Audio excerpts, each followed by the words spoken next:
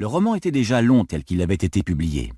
Certains, peut-être même beaucoup, estimeront que cette version développée est un acte de pure complaisance de la part d'un auteur dont les œuvres ont été suffisamment bien accueillies pour qu'il puisse se le permettre. J'espère qu'il n'en est pas ainsi. Mais il me faudrait être passablement stupide pour ne pas me rendre compte que je m'expose à cette critique. Après tout, lors de la parution du roman, de nombreux critiques l'avaient jugé trop long, pour ne pas dire interminable. Que ce livre ait été trop long dans sa première version, ou qu'il le soit devenu dans celle-ci, est une question à laquelle chaque lecteur répondra par lui-même.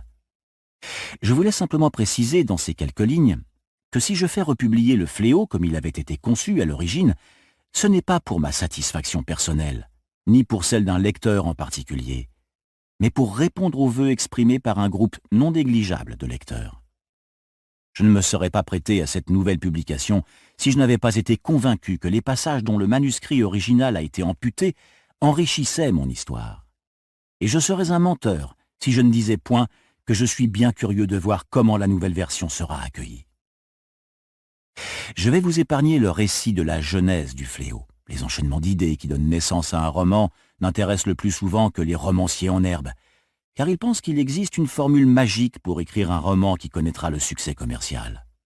Ce n'est pourtant pas le cas.